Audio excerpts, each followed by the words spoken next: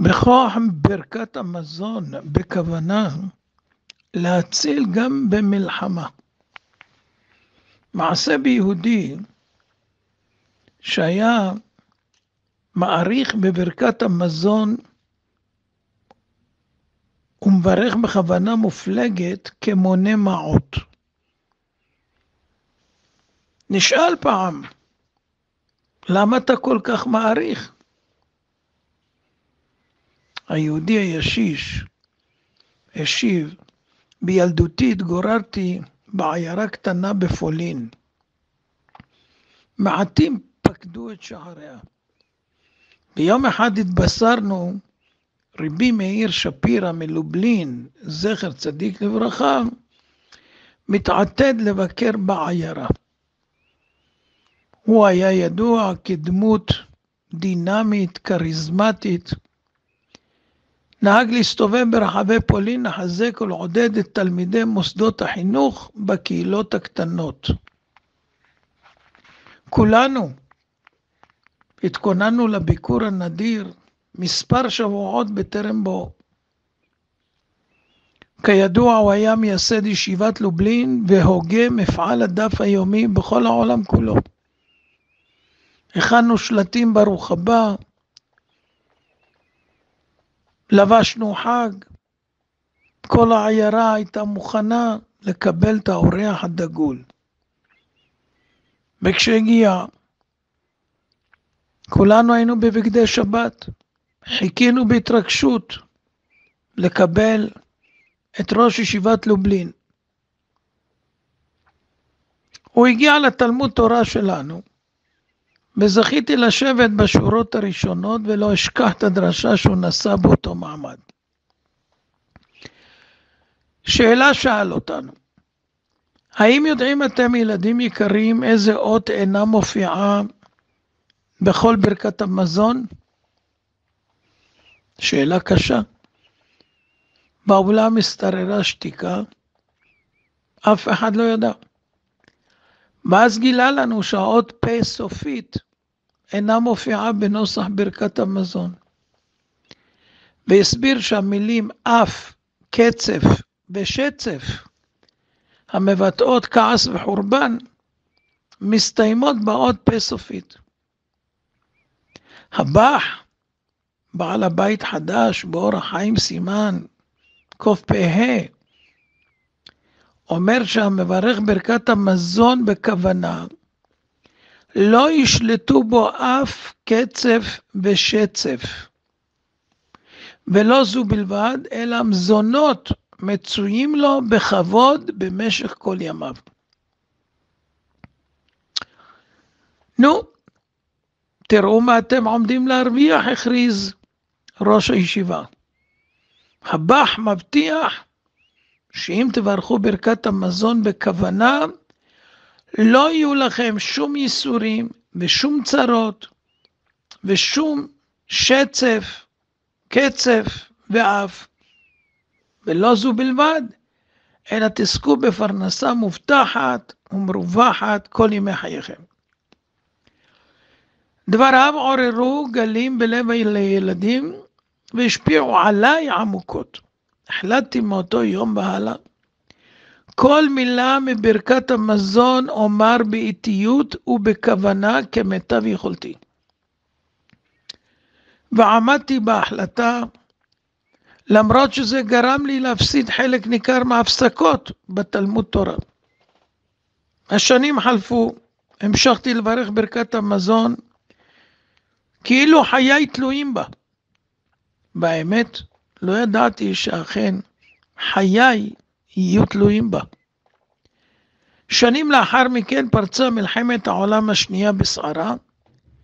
יחד עם כל יהודי אירופה נקלעתי לתקופות הנוראות ביותר בהיסטוריה של עם ישראל. בשלב מסוים העלוני עם מאות יהודים לרכבת שעשתה דרכה למחנה השמדה. איני יודע איך שרדתי את הנסיעה בקרונות הבקר עם המוני היהודים שנדחקו ונלחמו על כל טיפת אוויר לנשימה. אחר מספר ימי נסיעה מפרכים שהיינו כלואים בקרונות המעופשים, הגענו לגיהנום עלי אדמות, מחנה השמדה אושוויץ. מרחוק הבחנו בארובות המעשנות שפלטו ריח נורא של בשר אדם חרוך שהעכיר את האוויר. לפנינו השתרך תור אינסופי של יהודים שנשלחו למוות במחוות אצבע של מלאך המוות יוסף מנגלה יימח שמו וזכרו. ולאחר שעות של המתנה מייגעת הגיע התור שלי. ידעתי שבעוד רגעים יחרץ דיני לחיים או למוות. חיפשתי דרך לשרוד. מחשבות התרוצצו במוחי, ולפתע הבזיקה הבטחה של רבי מאיר שפירא מלובלין. הרמתי כפיים לשמיים וביקשתי בלחישה דומעת מריבונו של עולם. מאז היום המיוחד שביקר רבי מאיר שפירא בעיירתנו, ברכתי תמיד ברכת המזון בכוונה. יש לי הבטחה מהבח שלא ישלטו בי אף קצף ושצף. יש לי הבטחה מרבי מאיר שפירא שאנצל מכל הצרות. ריבונו של עולם, כשאני עומד בשערי אושוויץ, אני סומך עליך, שתציל אותי בזכות ברכת המזון. סיימתי תפילה נרגשת, באותו רגע עמדתי פנים מול פנים נגד השטן בעצמו. והוא שלח אותי ימינה וחרץ גורלי לחיים. לאחר זמן נשמעה הכרזה, כל מי שנבחר לעבודה יעמוד בתור ויצהיר בפני המפקחים על מקצועו. הייתי בחור ישיבה נטול מקצוע. לא ידעתי מה לומר, אבל ידעתי היטב שבלי מקצוע ובלי עבודה לא אקבל מזון ואגבע למוות. עמדתי בשורה והתפללתי שוב. ריבונו של עולם, יש לי עוד הבטחה מהבח. כל מי שנזהר בברכת המזון יקבל מזונותיו ברווח ובכבוד כל ימי חייו. עכשיו שאני עומד באושוויץ, מקום רעב ומחסור, אני סומך עליך, שלמרות שאין לי מקצוע, תספק לי כל צרכיי בהרחבה. עודי חוכך בדעתי מה לעשות, איך אצא מן הסבך. ניגש אליי אדם זר ולחש באוזניי, תגיד להם שאתה טבח מומחה, אל תדאג, אני אהיה במטבח ואעזור לך. כעבור דקות נשאלתי מה מקצועי, לא היססתי ועניתי טבח מנוסה. וכך נהייתי הטבח של אושוויץ.